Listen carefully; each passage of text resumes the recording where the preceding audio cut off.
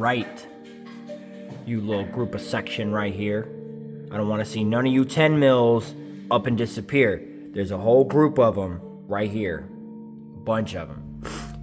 10 mil, 10 mil, 10 mil, 10 mil, 10 mil, 10 mil in the back. 10 mil. No. That's a 10 mil. You better not go anywhere. I'm watching you.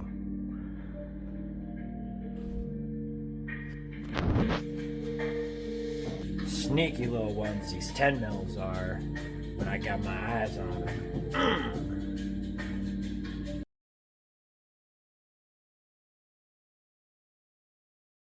What is going on, YouTube? So we are on a 4-day weekend and we've got some awesome things planned for this weekend. And let me show you what I'm talking about. So today we have Evan's Civic here. We're going to be changing out some suspension components on that because it's been long overdue. So we're going to be knocking that bad Larry out today. But I finally have an entire rear end of a CRV sitting here with the Wagon parts.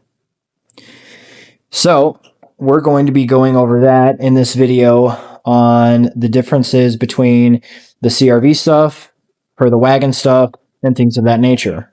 Now, I haven't seen any videos on YouTube specifically when it comes to Wagon and CRV.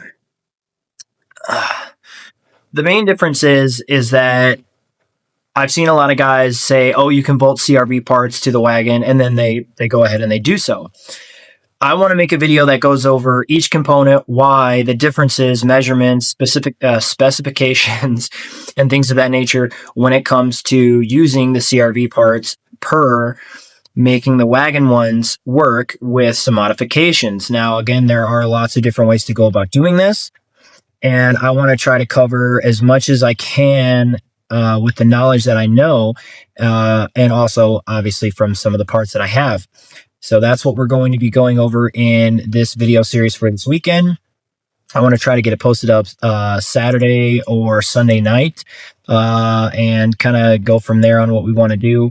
We've also got some pretty cool, interesting things for the Wagon that are going to be happening later today. I would say around between noon and 1, but not sure yet because obviously they haven't happened yet. So I don't want to, count my chickens before they hatch. So that's what we're going to be doing today, and I will be picking up with you guys when we've gotten some progress done. And once we get Evan's Civic done, then we are going to be starting the CRV Wagon series. So stay tuned for that, and I hope you guys enjoy. See ya. So we finished Evan's car, replaced all his lower suspension, and I gotta say, it was super clapped. But just a little bias review, if you buy the Function 7 lower control arm and brace set, there are some things you're going to do. This Allen key bolt, we had to drill out the threads on the back of the nut to get the bolt to access to go all the way through. This top one here, the Allen keys that or the Allen bolts that are right in that hole don't even fit in the hole to recess into the brace. So that's why we had to use a different one up there that was that particular style. Now, if you notice, there's an Allen bolt on that side is because they gave us all the hardware, but 2 of the bolts were not machined or made correctly, right? Blame China, I guess, or whoever, but so we had to make do. So just know if you spend the $80-some or the $90-some on this entire kit, just know that you will have to drill or cut the back of the bolt off that side.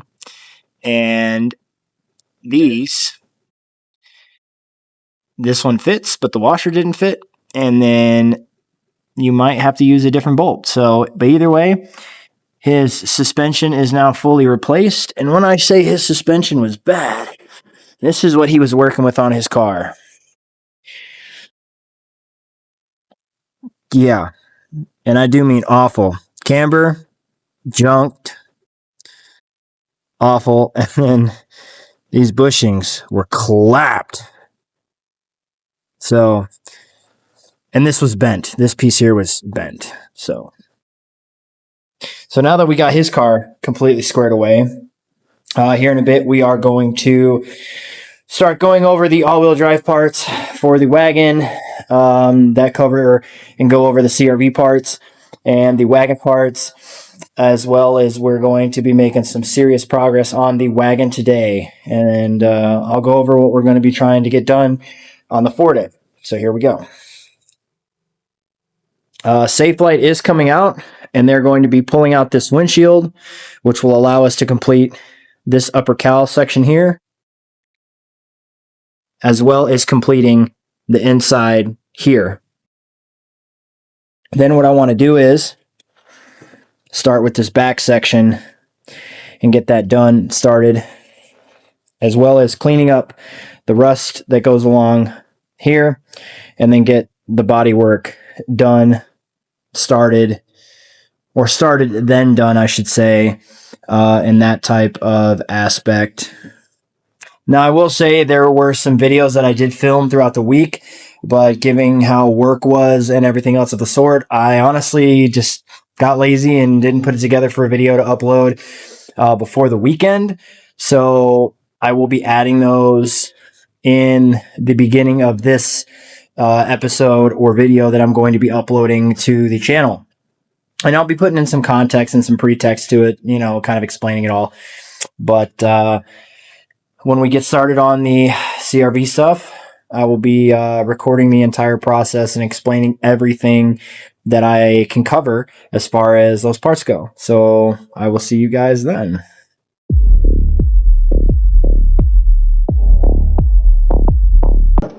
And here is this is the wagon trailer, right? So right off the rip, you will know that this trailing arm is pretty straight. The CRV one has more of a bowed curve to it. Now, I already did some measurements, but just to kind of show you guys, if you take your tape measure and you go from the corner of this trailing arm all the way to the front here, you're looking at roughly about 31 to 31 and a half inches for the wagon trailing arm. And then if you do this with the same with the CRV trailing arm, you go from this back corner right here all the way to the front, you are looking about 33 to 33 and a half. So the CRV trailing arm already is about 1 inch to 1.5 inches longer. Now, as far as your camber goes, we'll go from the back control arm bolt all the way up to the top camber here. From this corner, you are at 15 inches if you measure to the bolt, and 16 if you measure to the top of the trailing arm here. Now, same spot, same corner on the CRV arm, you are at just about 17 3¼ almost 18 inches from the corner to the exact bolt, and from the top of the trailing arm here where your arms are, that is 18 and a half exactly. So already you have a major difference when it comes to the tops of the arms. You got about a 3-inch difference when it comes to the arm.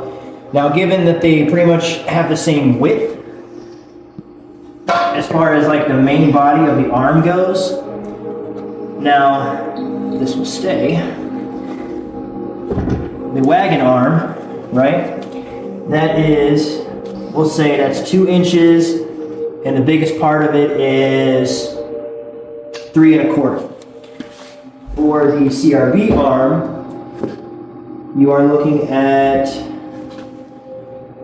I'd say about 3¼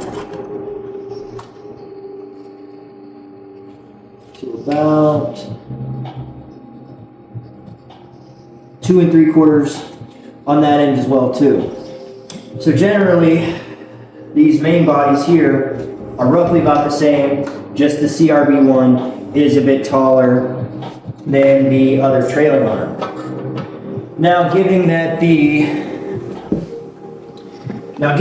this first generation CRV trailing arm will bolt up to your wagon 100%, normally you won't have to use and modify these ones for any of the all-wheel drive kits like the S1 kit or anything of the sort.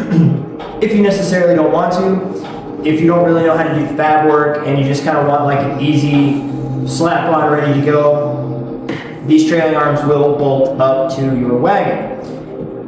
Only thing is, they will change your wheelbase and some of the geometry of your suspension, and given that these are all taller, in the trailing arms alone, it's going to give you quite a bit of lift on your wagon, kind of like a Jeep.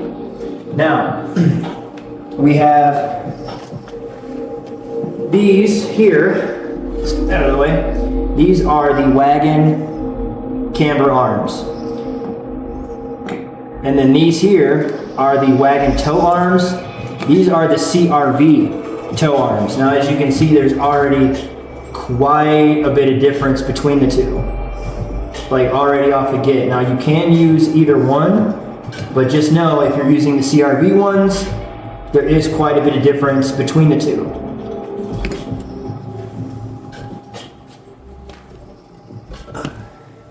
Now, when it comes to lower control arms, these are your standard Wagon, or what some say is the Integra Type R or Civic Type R, given that it has the eyelet style more than it does have the standard bushing style. This is the Wagon lower control arm, and this is the CRV control arm. Now, you can use CRV control arms. It does have a sway bar mount, and it does have the same eyelet. The two spaces between these two control arms are exactly the same, equally spaced out. Only problem is the CRV ones are longer. So if you have the matching subframes, I'll bring these over. We can move these out of the way.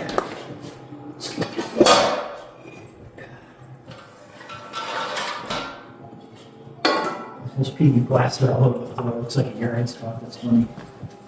Hey man, we had to PV blast everything, okay?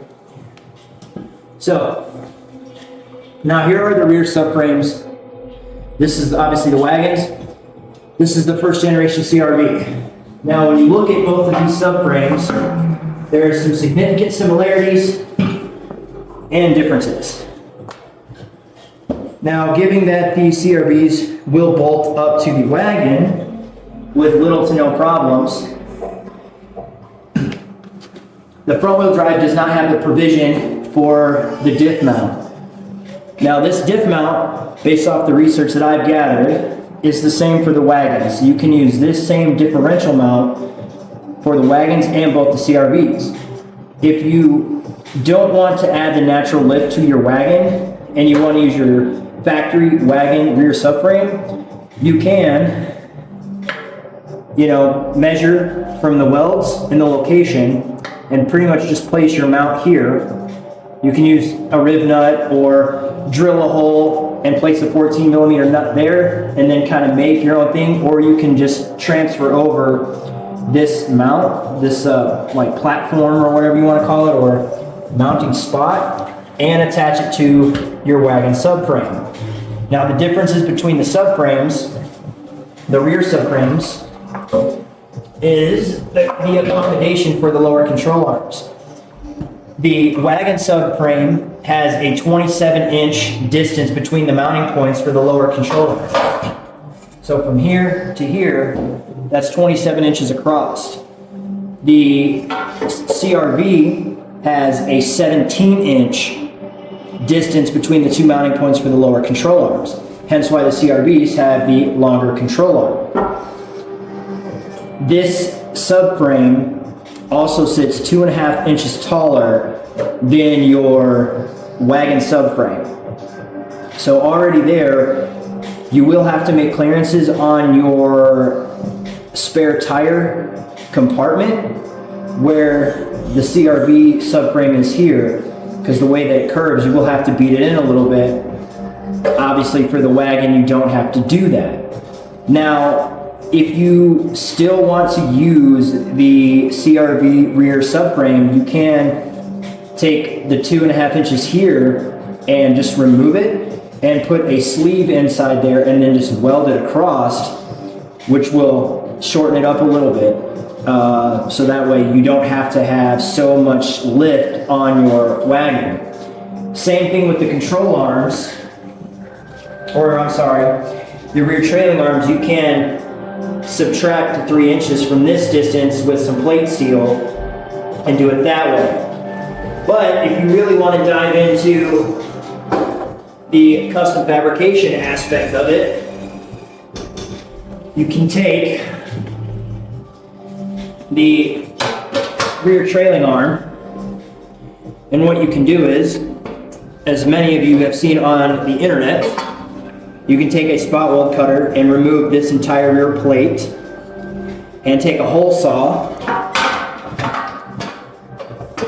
and open this up. This is a 3-inch hole that needs to be emplaced here, and you can use a stock CRV wheel bearing hub. It does bolt into place here with the hole saw opening. Now if you do that, you do need to understand that this hole here, I think it was like 1.25 inches, if I wasn't mistaken. Okay, so it's 2 inches, so you'd have to make it 3. So if you bring it out to about 3 inches, if you see there, you are pretty close to some of the holes on the trailing arm in itself. Now that's not necessarily a bad thing because you can reinforce it, but just know if you modify this trailing arm with the CRV hub, you still can use the rear disc bracket that does bolt to the first generation CRV hub. I would say back in 2016, 2017, I made this post on Honda Nation where I was doing an all-wheel drive swap on my 96 EK sedan, where I took a stock EK trailing arm and I put a first generation CRV hub to it, and I ended up welding it to the trailing arm, and then we could have used the CRV disc brake conversion bracket, and at that point you would have needed a 2002 RSX base model or Type S caliper and rotor, or the Prelude rotor and RSX caliper. Don't quote me on the caliper rotor thing because I get that mixed up all the time, but I do know that you need to use a combination of the both with RSX and Prelude. But I know it's been some long time, and I know a lot of things have changed when it comes to rear calipers and rotors as far as rear discs could go. You can also, kind of make your own brackets to obviously fit whatever caliper you want. Really any caliper. You could use something from like a 2006 Subaru STI if you wanted to, given that the CRV 5 lug is a 5x114.3. You could use Subaru STI Brembos and the rotors if you really wanted to make it work. Because if you're custom fabbing anything or everything, then the sky's the limit basically. So at this point, what we're going to do is we are going to mock some of this up to the car, and we're kind of going to go from there to see what we're going to do, whether or not if we're going to use these Wagon trailing arms or the CRV ones.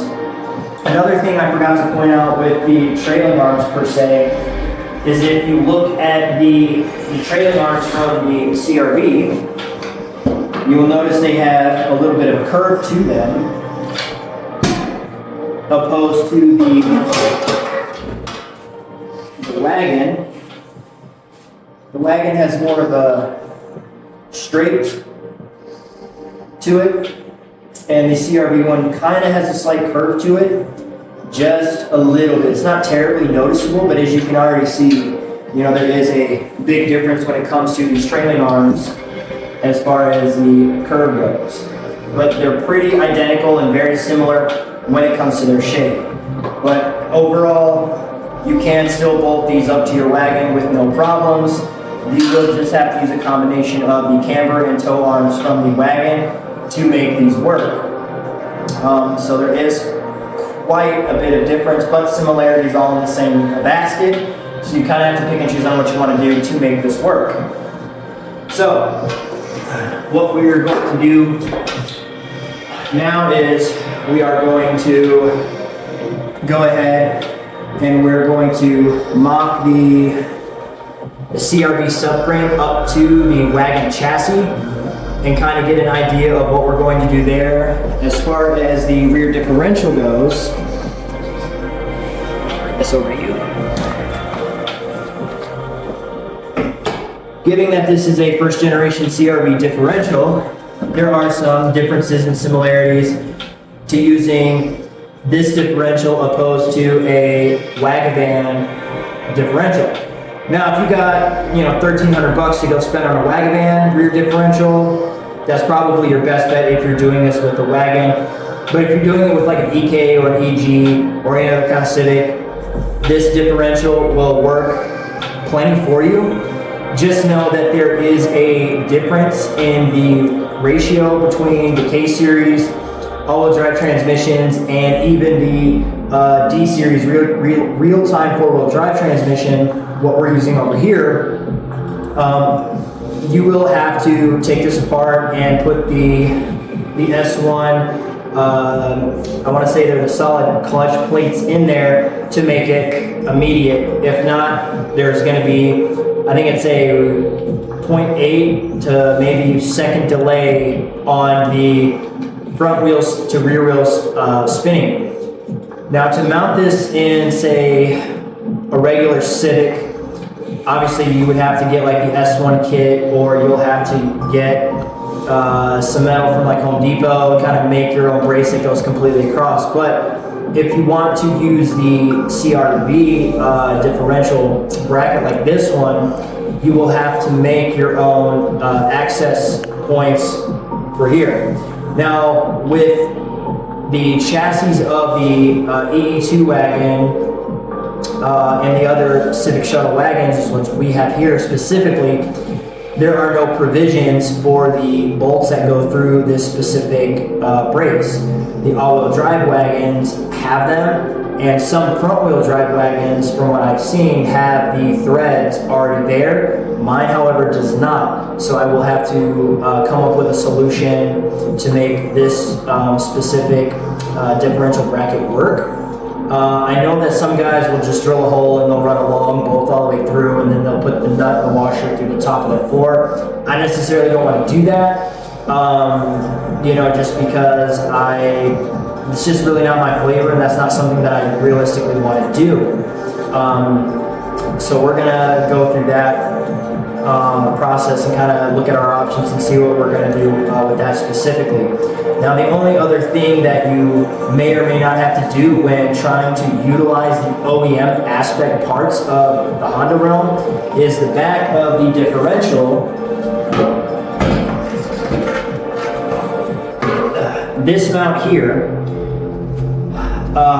depending on where you put your placement of your rear differential, there might have to be some modifications when it comes to this rear bracket. You might have to cut it and make it longer, depending on where you place your differential. Now, if there's someone like me who doesn't want to do that, and possibly will be fabricating something to accommodate the mounting facilities or places really for this this bracket that goes over the diff to the chassis, I'm gonna have to see from from there on what I want to do. And then obviously I'll be letting anybody know, or you guys know on YouTube, that are curious and want to do this yourselves. But if it's with an EG or a regular EF or an EK, then you can just buy like the rear crossover, rear subframe brace that's already got the provisions for it, bolt it up, you're good to go. But if you're doing this for like a wagon, and you kind of want to just go from there, because you can't use that specific brace, then this is what we're going to go over. I think that the standard EG, EK, EF deal with just the rear brace is a pretty solid idea, and that's a really good idea. And it's easy. But when it comes to the wagons specifically, obviously there are options. Now, could you go out and buy, like, say, an all-wheel drive, real-time four-wheel drive rear brace like this? You could. However, they're expensive when you find them. I did look at that option, but they were anywhere between $290 to $390, some with free shipping or some with like $150 shipping when I went to like eBay them or look on other sites for them. But again, if you're like me and who can custom fabricate things, then this one will suit you just fine. But if you just want the bolt-on option, I suggest going on eBay and finding like real-time four-wheel drive wagon van trailing arms that have been cut. They give you the rear provisions for axles and the differential mount, and in this, it'll make it a little easier, but you will be spending quite a bit of money on those things. If you don't want to do that and want to save the money and just go full on CRV, then you can just go full on CRV and everything will bolt to your car. You will just have to deal with your wheelbase and the geometry of your suspension being off, and you will have to mix match parts. CRV first generation coilovers, as far as I know, will completely bolt up to the wagon, but you do have to mind you are taking a CRV that's much larger than the wagon. Well, when I say much larger, I do mean larger from the aspect of the body and chassis in itself. But you are going to be putting a lift on it when you just bolt CRV parts to that. Other than that, you can use a variation of different parts. Now, we did take the old banged up control arms off of Evan's Civic. So we're going to be kind of doing some tests with those to see if you can use the standard EG or even EK lower control arms to kind of alleviate some of those issues with using different control arms. Obviously, we can't, if we use the CRV subframe, then we're going to have to use CRV lower control arms, and we can't use a standard Wagon or Civic lower control arm. But if we go ahead and we use the Wagon subframe, then we can use the standard Civic control arms. Now, if you use these Wagon lower control arms, the EK and EG ones are a bit longer. Not by much, it's like half an inch to 3/4 of an inch longer than these ones are. So that's not too bad there. So what we'll do is we'll cut it here, and then when we start getting some things mocked up on the car, we'll pick it up then, and we'll kind of go over and explain some things then. So I will see you guys when we have some things bolted to the car. All right, we are back. So, Safe Light came, took the windshield out, so we can start getting cracking on that. But I want to give you guys a little update on the CRV wagon parts comparison in this little saga. So what I'm going to do is I'm going to flip you guys around and show you what we are working with when it comes to CRV versus wagon. Okay, so as you can see, as of right now, we have a CRV arm mounted, we have a wagon arm, and the CRV subframe and the differential. Evan, you want to grab the tape measure for me, please? Now, as you guys can see, this is the front wheel drive chassis, and that does bolt up really well. So does the bushing, but the bushing is blown. Now, as you can see, if you look right through here, it's pretty much a straight shot to the differential. If you want to go ahead and measure the bottom of the subframe to the ground from the lowest point of the subframe, you will see the clearance issues with this particular subframe. So you're looking at maybe, what, 6 inches at most. Go ahead and open the tape measure all the way up for me, Evan.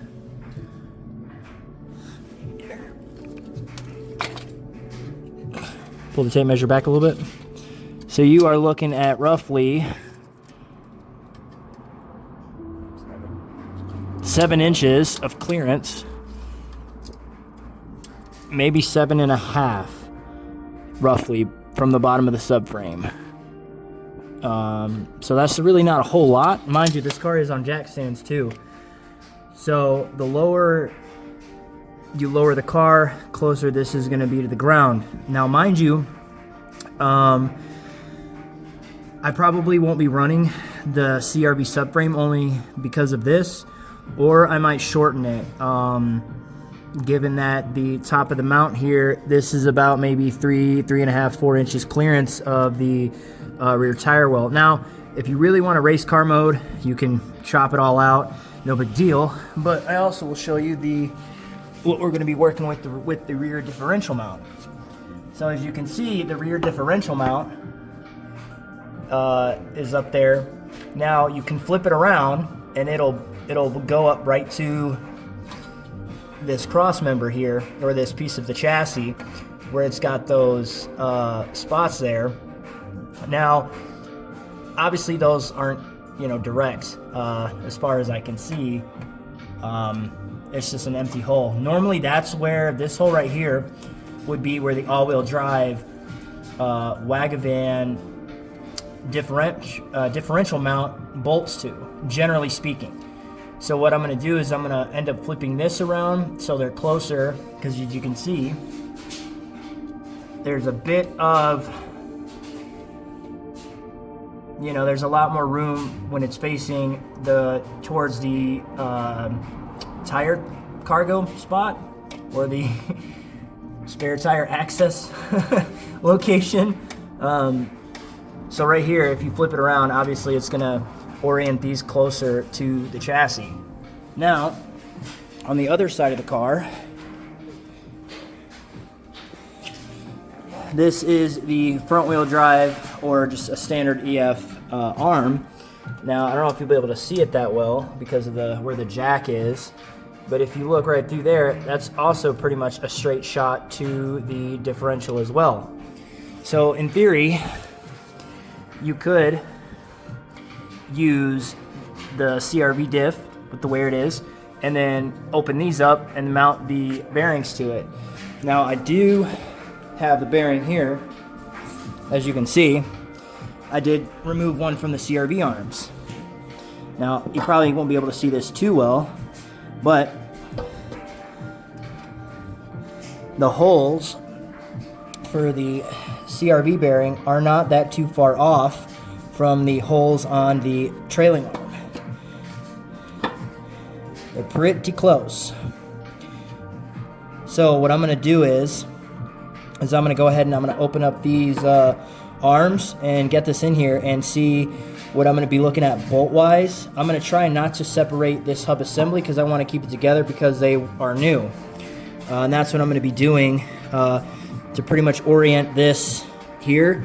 And I'm going to be using, I'm not sure what hole I'm going to use yet, but I'm probably going to use one of them as like a guide hole to kind of orient the bearing, because if you look down in there, that is a straight lined up hole for the most part. I mean, obviously it's not super centered because it's just sitting on there right now, but that's what we're going to try to do with these specific arms here, is kind of use what we got.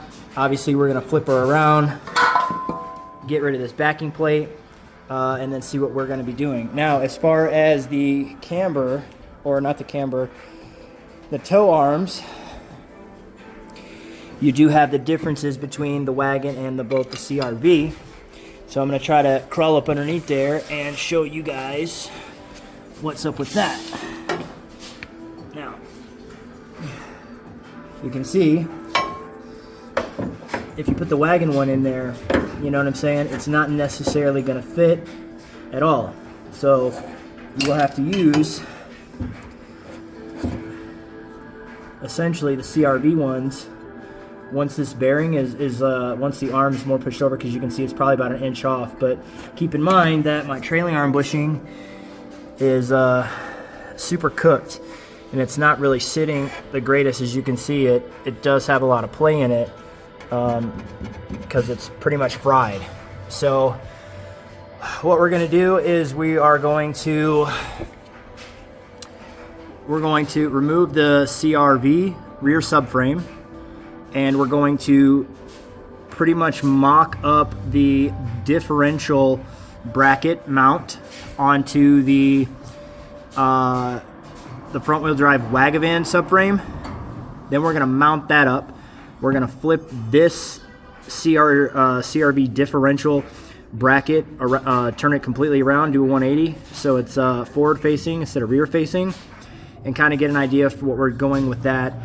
And then once I have one of the wagon trailing arms modified and opened up, then we'll go from there and see what we are working. Now, given that most of this is going to be a lot of fabrication, or as you say, needs a lot of fabrication, and a lot of it is going to be fabricated, you know, again, you could go ahead if you wanted to build a lifted wagon and go ahead and use all the CRV parts. Me personally, I don't like how close that is to the ground, nor do I like having crazy lifted vehicles. I mean, I've had lifted trucks and lifted Jeeps, but, you know, I don't want to, you know, have it too high. I want it something kind of like this.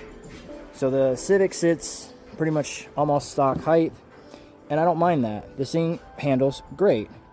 But I also like the way that my Skyline sits. Not super low, but not super high either. And that's kind of what I want to do with that. To get an idea, I pulled the side skirt off to kind of show you guys how the clearance is. And that's kind of what I'm going for. Like I said, I don't really want anything crazy lifted. But either way, if you, look at, flip you guys back around, if you look how low all that sits, I mean, that's, not really the greatest move for me. I want everything kind of tucked up in there. If you look at the difference between the wagon arm, it is resting, yes, on the jack. However, it is all bolted into place. And it is sitting where it's supposed to be per the CRV arm. Yes, it does have a bad trailing arm bushing. However, the camber arm is completely tight. But giving as the CRV arm is taller, you can see how lower it sits to the ground per the wagon arm. So you can see the difference there, the two mounting points where they sit per these mounting points where they sit. Now obviously these ones are almost perfect, those ones are not. So that's what we are going to be doing. It's kind of swapping around some parts and getting some stuff done, and we'll go from there. Later, once we're done with the CRV and the wagon stuff, we are going to be working on, the cowl of the car, and we're going to be working on those types of things with the front of the Civic. We're going to clean it, paint it, and do all that stuff with the inside and the front of the cowl where the windshield was, clean the rest of the windshield seal, and go from there. So I will catch you guys when I have another update and made some progress on the wagon. So cheers. What is up?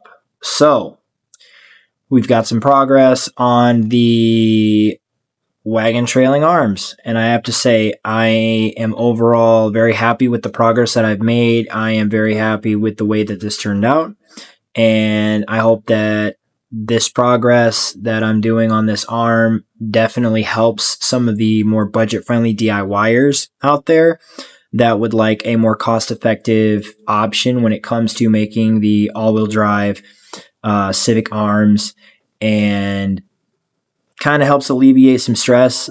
But either way, let me show you what I got. So here is my Civic arm. And now mind you, all of what I'm going to tell you is for pretty much all standard front wheel drive trailing arms. Now mind you, there are a lot of different ways to do this. This is the way that I chose. I'm not saying that this is the best way or the most correct way. But this is what I chose to do. And again, I hope it helps somebody out. So as you can see, this was my wagon trailing arm. And here's the CRV hub that we've got on the arm. And here in a minute, I will show you some of the tools and things that I used to make it work on the other arm that is right there. But let me go over this, and hope you guys enjoy. So to make this arm work, essentially what you're going to do is you're going to open up the center hole, put some washers down for some bracing, and then weld it. Put your 4 M10 by 1.25 bolts. And that's pretty much as simple as it gets for just the overall way that I did this. Now, I will go over how to do it with a standard arm. So, yeah. And I will show you some of the tools that I used in order to do this. So, if you guys happen to have a bolt spin, then some of you Honda guys might have these. These, if I remember correctly, these came off the EF traction bars in the front of the car when I took off the traction bars, if I'm not mistaken. However, these right here fit this hole perfectly. If I can get it to sit right and not fall. That fits that hole perfectly. And then what I did was I placed a washer. This is just an example. I actually had the washer that fits the drill bit that I'll show you in a second as kind of my guide. I put, tack weld, tack weld, tack weld, tack weld. Same with the washer. After I centered everything and measured it, and then I did that in order to use it for a guide for my hole punch. Then once I did that, I flipped it over and I got rid of all of the spot welds on the back. Now, the two most spot welds down here on this piece were the biggest pain in the butt to do, so I pretty much just cut to the center of them after drilling them all out, and I kind of just worked it back and forth, and it ended up breaking off. Now, again, this is the more budget-friendly option when it comes to doing the trailing arms. But let me show you some tools that you will use and some things that you may not. Mind you, a couple cents right here, no big deal, and this was free. I picked up a M10 by 1.25 tap kit with Healy coils, and this came with it, and I spent $12 on a large kit for this. You will need a 3-inch hole saw. Now, you don't have to use Diablo, but I've used Milwaukee, DeWalt, and a couple other hole saws, and they kind of just don't work as great as I thought they would for being the price. Now, this is a Diablo's new Snap Lock Quick Connect set, and you can get this as a kit, or you can buy the chuck lock mechanism and the hole saw separately. Now, this is a 3-inch hole saw, and that's the biggest that I could find. Now, here's the washer that I used right here. That's actually the same size as that drill bit. When you drill the center hole with your hole saw, the CRB bearing, if I'm not mistaken, is an 86.2 or an 82.6, or it's an 83 millimeter. One of those numbers, but don't quote me. I'd have to go back and look at the website for the specs of the hub, but it came out to be 3 inches. Now, the problem is when you use a 3-inch hole saw, it's, I would say, just a little over 3 inches. So you could say like 3 1/8 of an inch, maybe less. It's not much. I don't really have anything to... Actually, you know what? I wrapped 2 of those sandpaper discs around this, and that was the exact size that I needed in order to make that work to clean some of the burring off. So if that gives you kind of an idea. Another thing that you'll need, or you can use, is this little tiny drill bit. You can get this from Home Depot. This is a Milwaukee bit. I got them in a 2-pack for like $7. And then one important thing that you're going to need is the spot weld cutter kit. I picked this off eBay. These two came together, and then here is the numbers for it right there. It came with 2 chucks, just like this, but I broke one, and so this is my other one, and I've had this kit for like 3 years, and these little bits right here do last quite some time. They are awesome, so I highly recommend that. Overall, I'm very happy and satisfied with this trailing arm. I trust this this arm, I'd put it on my car any day of the week. I'm just kind of super tired right now. I've been up since 4 o'clock this morning, and I've been cracking away at it. I'm going to start the other arm later tonight, possibly tomorrow. And then we're going to start the subframe because I'm going to use the Wagon subframe, given that it's got better clearances than the CRV subframe. And that's just kind of what I want to do. But if for any reason anybody does want some of the CRV parts or all of the CRV parts that I do have, just let me know on Instagram or YouTube or anything of the sort, and I don't mind helping somebody out. If you're in El Paso or if you need them shipped, I got you.